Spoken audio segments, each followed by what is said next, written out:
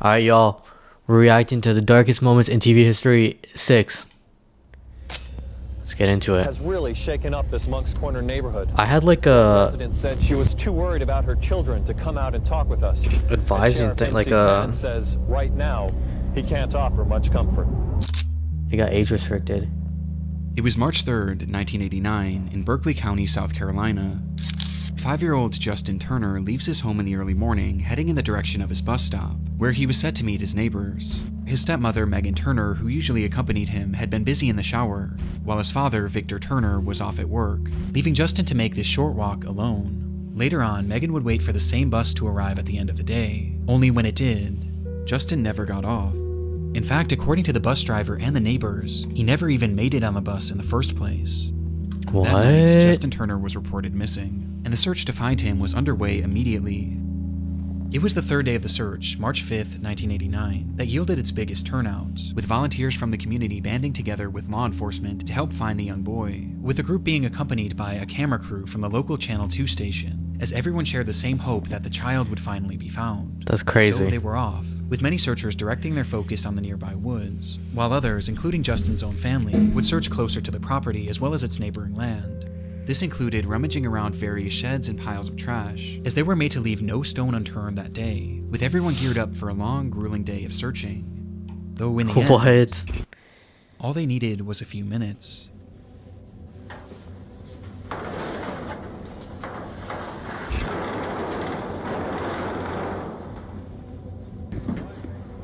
Something's in there. Nathan, that's No camera, no camera.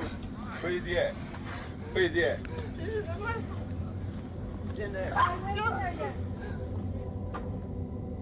With the cameras rolling, we see the moment that Victor Turner discovered his own son, stuffed inside an old cabinet in his own camper, with his reaction making one thing very apparent. Justin was no longer alive. The footage is devastating and made worse upon the discovery that not Dang, only that's was Justin rough. dead, but he had been brutally assaulted and murdered by strangulation. But there was something even more unsettling about this footage. The fact that that very camper had already been searched in the days prior, and likely numerous times. Yet somehow Justin's body was never found, meaning that whoever the killer was may have hidden him there days after the disappearance. The latest word about the boys. Wait, probably right, because the dad just opened it and saw, and if they already really checked it, shaken up this Moncks Corner neighborhood. They were clearly dealing with an incredibly dangerous and deranged individual, and tracking down whoever was responsible became law enforcement in the area's top priority. Though this certainly didn't mean that results were guaranteed, as there was a severe lack of physical evidence found on the scene, making it incredibly difficult to find any definitive information as to who might have done yeah. this. So they Despite moved their him. best That's efforts. crazy. 3, 2, 1, Happy New Year! A full year passed, It's 1991 and then 2, and then 3. Happy 2000! Then a full decade passed, then 2, and then 3. From the start, Justin Turner's case was ice cold, and in the end, it seemed clear that it would remain this way forever. Until Breaking news this afternoon. Dang, out of lagging. Berkeley County, as the Berkeley County Sheriff's Office has made 2 arrests in the Justin Turner case. The Berkeley County Sheriff's Office confirms that yesterday they arrested Justin's father, Victor Lee Turner, and his stepmother, Megan Renee Turner, in the upstate, both charged with Wait, what? 35 Plot years twist. after Justin Turner's body was discovered, it would be the very man who found him that was charged for his murder, along with his wife and Justin's stepmother. Crazy This supposedly plot came as a twist. result of improved forensic technology, as well as other information that had previously been unreported. Like one account where stepmother Megan had been overheard talking about how she and Justin had gotten into a fight that very morning, with the woman eventually laughing about it and saying, "But I won that fight."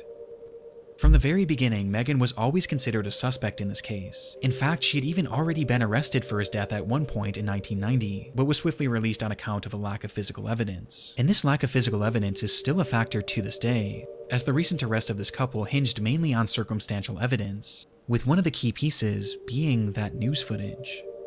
Investigators pointed out a number of strange moments in Victor's behaviors and actions that day when they went back and reviewed the recording, with the most glaring being that he had found his son literally seconds into the search, entering that camper and going right for the drawer that he was hidden in, almost as if he knew Yeah, a where to little look. bit. And given that he owned the property and It was owned the pretty camper, quick. it makes more sense as to how Justin's body could have seemingly just appeared there, as he and his wife were the ones who had the easiest access to it. On top of this, upon finding Justin, Victor didn't rush in to check on his condition, and he seemed to just assume he was dead despite only getting a quick glance. He didn't rush to hold him, Crazy. he didn't yell out to him, he just backed away and told those around him that he had found his son. Shortly after, it's alleged that Victor asked a detective on the scene what would happen if a family member had done this, with this question supposedly being posed before it was even revealed that Justin had been murdered. The sheriff on the case later proclaimed about the footage, "You look at it, you look at the actions, you look at the body language. I'll let the people draw their own conclusion." On top of this, the same sheriff also recalled that right after the body was found, Victor and Megan basically refused to ever speak to detectives again, and they never once called in to check on the case for the entire 35 years. With the sheriff Really? saying, "Nobody that I'm aware of from any of the family has ever heard from them again. I never got one phone call. Not one phone call from his daddy or stepmother. What are y'all doing about my son's death? Not one. What does that tell you?" Watching the moments that Victor found his son's body, That's pretty now interesting. knowing the context, disturbing doesn't even begin to describe it. And the fact that it took 35 years for this couple to finally be placed behind bars is baffling. But things were about to get a whole lot more shocking. During our hearing, we requested that the charges against Megan and Vic be dismissed. We were very fortunate today that we got a copy of the order from the judge dismissing the charges against both Megan and Vic. As on June 7th, 2024, months after their arrest, Victor and Megan were released from prison and all charges against them were dropped, with the Why? judge citing a lack of any new conclusive physical evidence, as well as the Oh. fact that nearly 20 people who were initially involved in the case, including witnesses and those who initially Darkest provided key moments. testimony, had since perished, with the judge believing that it was now impossible to get the full story. On top of this, it was also discovered soon after the arrest, a notorious serial killer just so happened to be in the area on the day of Justin's murder. His name was Richard Evanitz, and though it's unknown how many victims he truly has, it appears that at least 4 kidnappings and 3 slayings have been attributed to him, with some of these victims being taken in broad daylight when they were getting off the bus. Richard Cap. has long since passed away, and there's really no Cap. verifiable links to prove his involvement with this crime, with this potentially being just a strange coincidence, as it is worth noting that it seems like the rest of Justin's family still believe that Victor and Megan had killed him. But all of this left the case in a position that the judge felt was unsolvable, leaving the case without conclusion and without justice. Meaning that in this footage, we may never truly know if Victor had just discovered his son, or his victim. Chill.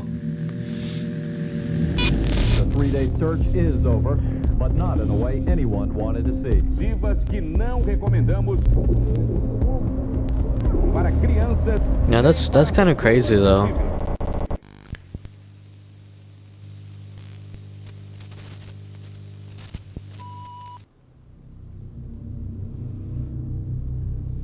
Recently, I discovered something truly distressing. I was being double charged for Netflix. It turns out that I was paying for an old account that Crazy I didn't ad. realize was still active for well over a year, and I only found out thanks to today's sponsor, Rocket Money.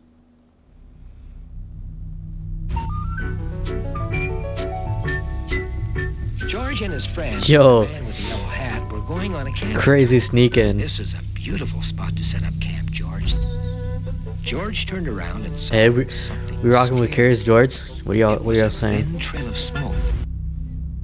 There seems to be something innately interesting about survival shows. For decades, audiences have been enamored by depictions of people pushing themselves to the limit in order to survive harsh and almost inhumane conditions. Valid. Most notably, and one of the more tame examples, is Survivor, which no doubt popularized the genre, as it isn't just a staple of television in the US, but all the other countries that have since created their own versions of the show.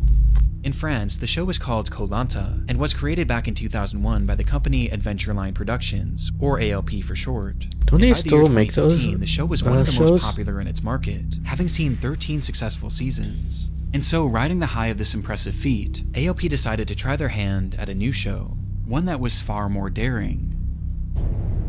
Hur fasen ska detta gå?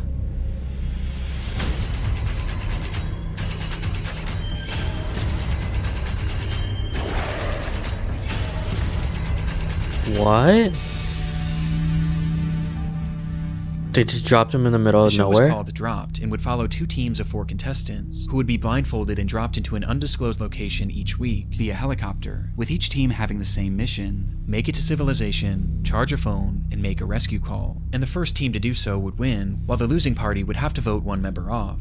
It was a fairly interesting idea, but it also already had a proof of concept, as there was actually an identical show being made in Sweden at the time that was already well received. Though Dropped wanted to turn up the interest even more, and that's exactly what they did when they announced that the cast would be composed solely of famous athletes, most of whom turned out to be French Olympians who were already well beloved in the country. It had all the makings of a certain success. Y'all doing though that? in the end, this show would never actually make it to television, with the showrunners proclaiming that the program would not see the light of day. And this was all thanks to the events of March 9th, 2015.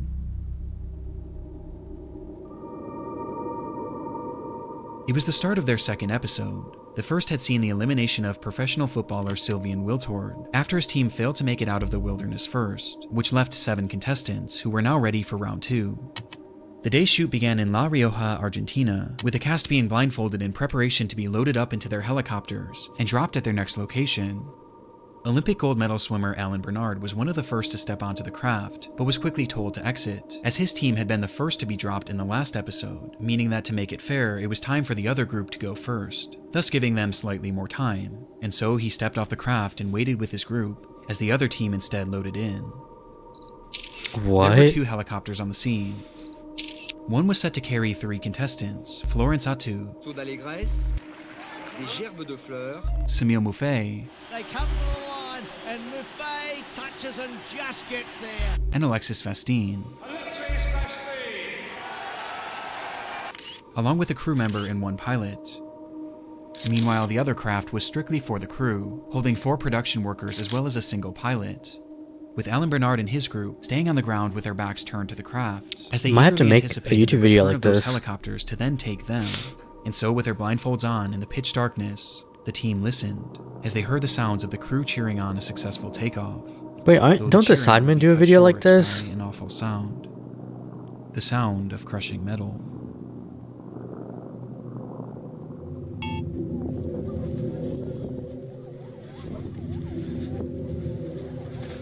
Wait, what happened? A helicopter crash? What just happened?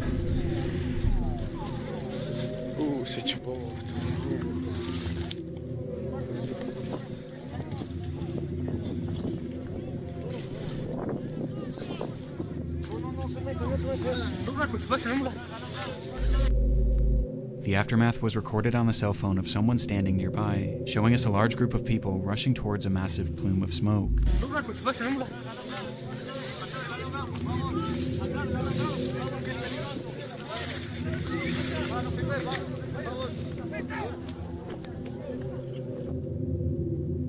Where they would find the remains of one of the aircrafts, mangled and reduced to an unrecognizable mass of steel, with none of the contestants being able to make sense of what had just happened. Yeah, what did just happen? It's very possible that the incident itself was captured by the production's own cameras. However, this footage has never and likely will never be released. Though coincidentally, they weren't the only ones recording,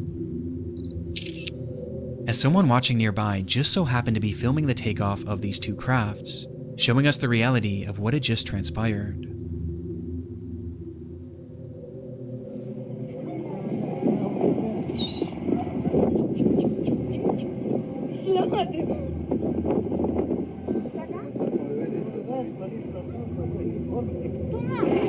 What the?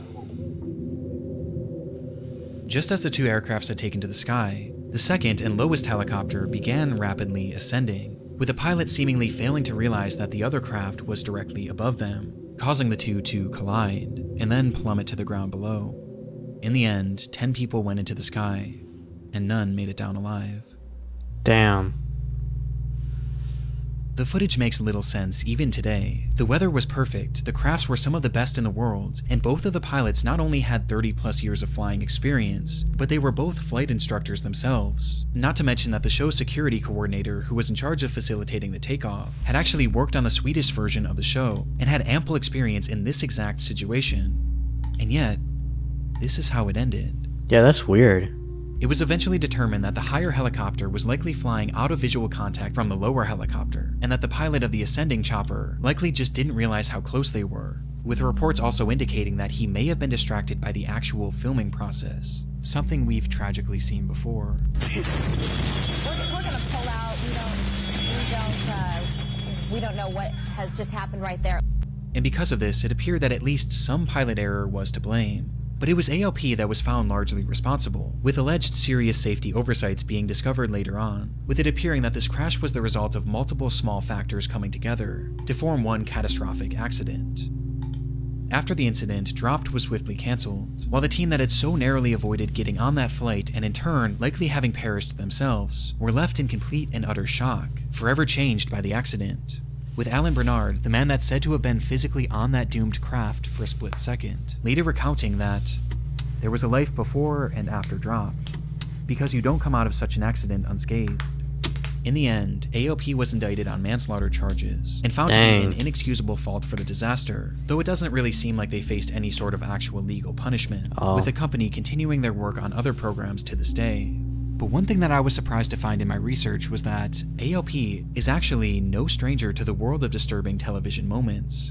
In fact, they had experienced one just a single year before this accident. Another one? As mentioned previously, AOP was already quite versed in the world of survival television, as they had run 13 successful seasons of Koh Lanta. Though what I failed to mention is that the company had actually produced 14 seasons. Or at least they attempted to. It was season 13, during the very first day of filming, when contestant Jara Baban collapsed after the show's second challenge, with the show continuing to film as if nothing happened. Anonymous reports from the set claim that once on the ground, it took the medical team nearly 5 minutes before intervening, as to not interrupt their recording, and once they eventually did tend to him, he became more alert and complained of having severe cramps. But the show's primary doctor, Terry Costa, didn't believe that his ailments required an emergency airlift, as this would have cost the production company far too much money, especially on the first day of filming. Instead, Jara was diagnosed with dehydration and was brought back to their makeshift infirmary, where he would lay for nearly 2 full hours, until he was finally taken away by a proper medical team. On his way off the island, Jara Baban would pass away from cardiac arrest at the age of just 25. Cardiac arrest that was completely missed by the show's doctors.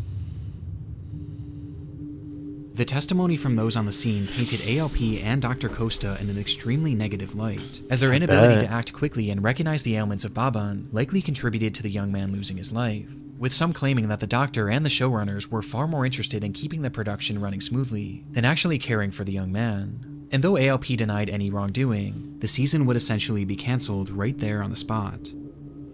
But disturbingly, despite the filming lasting only 1 day, Baban's death wasn't the only tragedy to occur as a result. Due to intense public ridicule, Dr. Terry Costa would end his life just days later, stating that all the negative news reports about him were wrong and that they had sullied his good name, writing in a final note, "I'm sure that I treated Jara in a respectable manner, as a patient and not as a contestant," adding, "having to reconstruct this destroyed reputation would be unbearable," before ending his letter with a message to those on the shoot that had spoken out against him. The author of the anonymous comments about the circumstances of Jara Baban's death, and those who spread them, will have to face their conscience. In the end, Koh Lanta would return a year later and has been going strong ever since, as AOP did not appear to face any serious repercussions for the incidents that transpired under their watch, with their fault in both cases being debated to this day. What are we saying, chat? Are they at fault?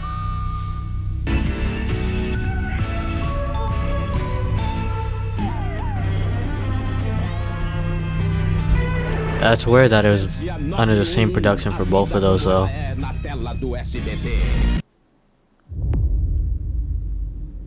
It's July 5th, 1993, in downtown Sao Paulo, Brazil. A doorman working at a busy office building looks up to the sky and notices a woman sitting on top of the structure, her legs dangling 7 stories above the pavement below. One wrong move away from certain death. Precisely what she wanted. The man calls the police immediately, though surprisingly, they wouldn't be the first on the scene, and instead, they were beaten by a camera crew.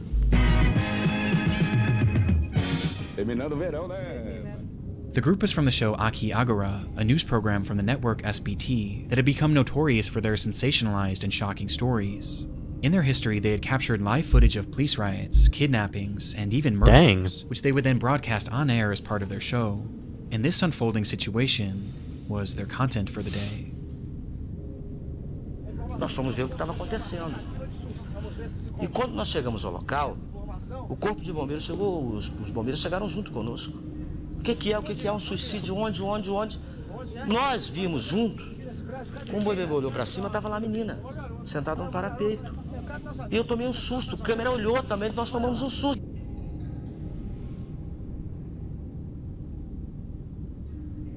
Her name was Daniele Alves, and at the age of just 16, she had entered that office building and climbed up to its roof with the hopes of ending her life. And minutes after Aki Agora arrived, she did just that, as their cameras captured it all. É terrível. Daqui a pouco o Aqui Agora vai mostrar as imagens chocantes de uma jovem pulando para a morte. Atenção, são imagens exclusivas que não recomendamos para crianças nem para pessoas sensíveis. Later Bro, that I don't night, think they that should footage show would that be to packaged anyone. together into a roughly 10-minute segment, which the network promoted heavily throughout the day, hyping it up to be one of their most shocking episodes ever.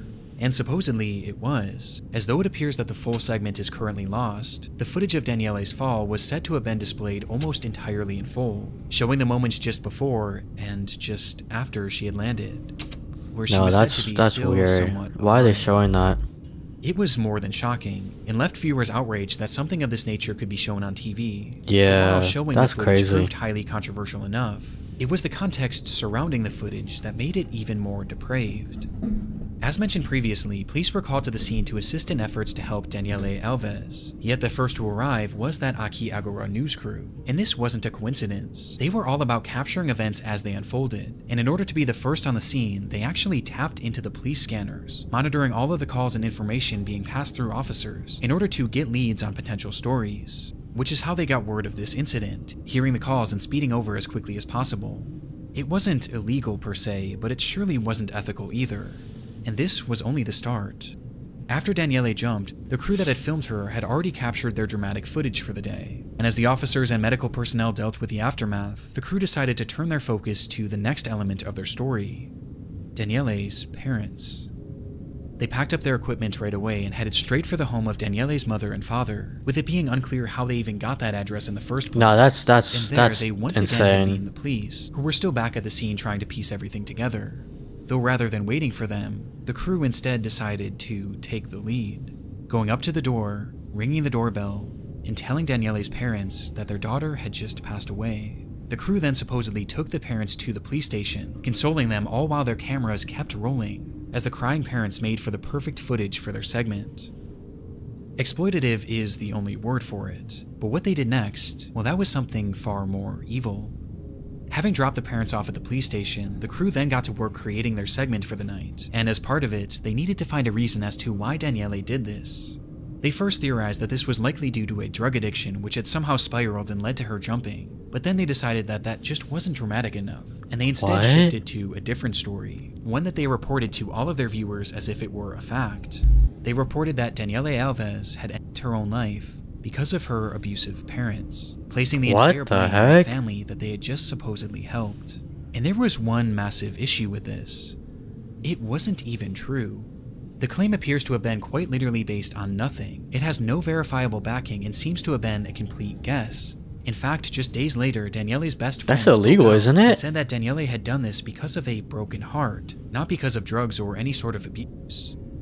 It's sickening, as the crew cared so little about Daniele's own story that they seemingly just made up their own. And imagine for a moment being those parents, going about your day when a TV crew comes to your house and tells you that your daughter is dead. And despite consoling you, those same people then broadcast your daughter's death for the whole world to see, and blame you for it. Yeah, that's crazy. Naturally, this didn't go without repercussions for Aki Agora, who had crossed the line in the most soulless way possible, and the effects were swift and powerful,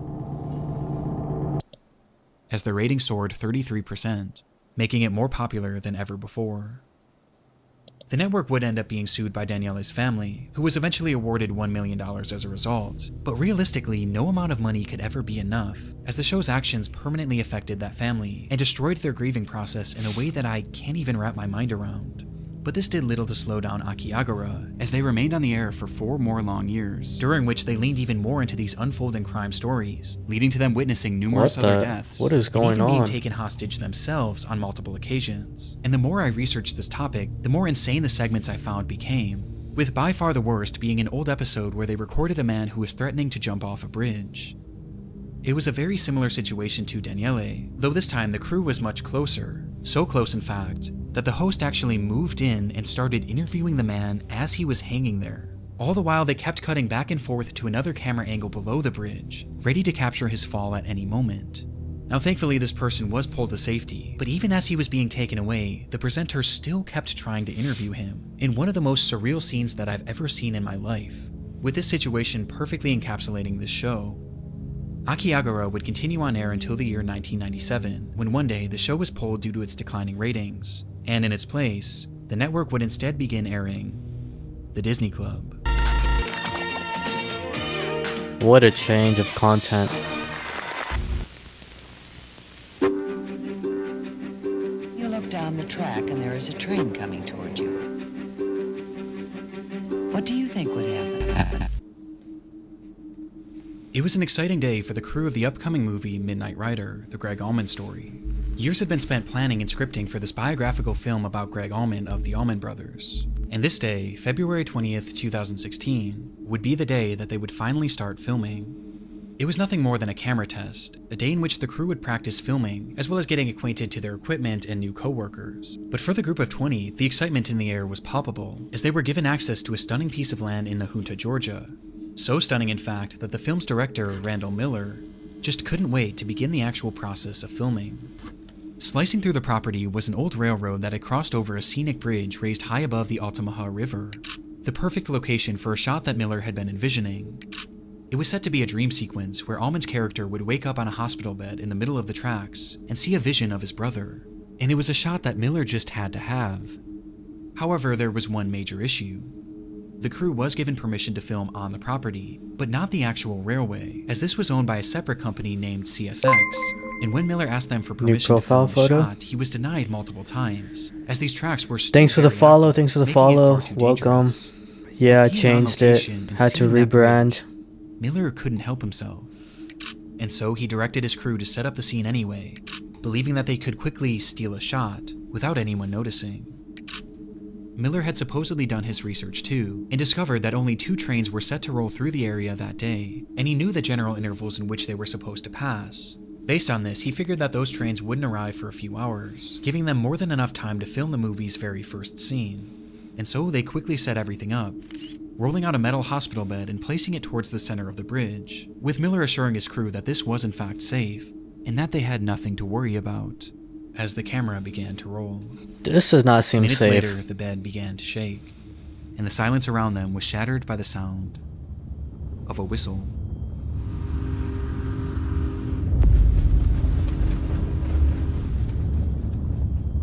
Before them was an unexpected 3rd train, heading straight for the bridge that the entire crew was now on. Miller had gotten the schedule wrong. At this point, the crew was filming a considerable distance into the bridge, but the shortest and really only route to safety was to go towards the oncoming train, and so that's precisely the route they took. And as they did so, there was little panic within the group, as rather than rushing to safety, they all seemed more focused on retrieving their equipment, believing that they had more than enough time to salvage everything. As after all, losing this expensive equipment on day 1 would have been devastating for the production.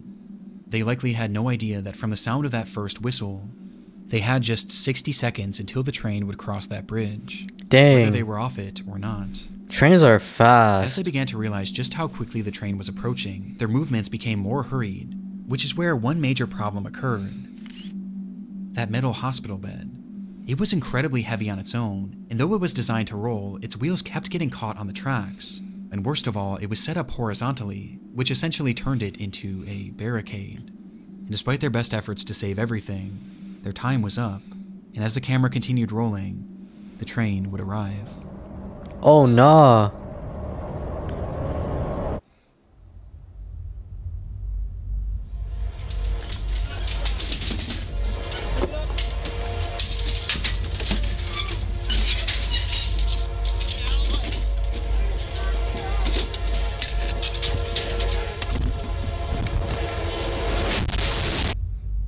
Yeah, you gotta just drop all the stuff and The train run. itself also had a camera rolling, which showed that even in those final moments, the crew was still trying to salvage their equipment. No, you gotta just...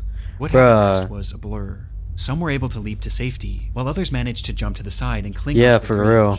But there was still one thing that remained in the train's path. That hospital bed, which upon impact was torn to pieces. Pieces that were flung all over the area, striking multiple crew members and leaving many injured. Oh. But it was 27-year-old filming assistant Sarah Jones who was struck by the largest fragment, with a force so strong that it caused her to fall directly in front of the train. In total, 7 crew members were hurt but alive, while Sarah Jones had tragically been killed. On the very first day of production, in the very first shot, the unthinkable had happened. And when it came to passing the blame, most turned their attention to Randall Miller, as he was the one who ordered the scene to be shot despite being denied permission numerous times. And this public disdain towards him only grew as he and his production company denied any responsibility, and instead, they blamed the railway company. What? But those guys are running on a schedule and stuff. Randall Miller requested a new permit to begin filming Knight Rider once again, asking if they can begin as soon as possible. This, however, would never actually happen, as he was instead arrested and given a 1-year prison sentence for manslaughter, as well as a 10-year ban from directing any films. Yeah, That because he they would be actually far away wanted to from break, it. Though he was swiftly forgiven, and today he continues to direct. But while it's easy to focus on the morbid nature of this case and the man responsible for it, there Well, they was should have one been far away from unexpected it. outcome of this horrific accident. Upon her passing, Sarah Jones' parents set up a foundation called Safety for Sarah, which pushed for safer working conditions on film sets, with the movement bringing to light a number of safety concerns that were often brushed aside and ignored. And all in all, their efforts have made TV and film sets significantly safer, giving their daughter a purpose even after her death. On top of this, Sarah Jones was also honored by countless production companies across the world, as crews began writing her name on their film slates, with there ultimately being over 2,000 of these tributes for her, from some of the world's most well-known productions. But by far the biggest tribute was when she was honored at that year's Academy Awards ceremony, a stage that she always dreamed of making it to. When you saw her name up on the screen at the Academy Awards, what were your feelings?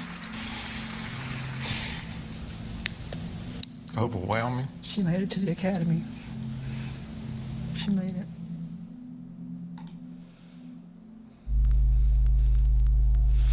No, that's rough. I wanted to give one last quick shout out to Rocket Money. It's...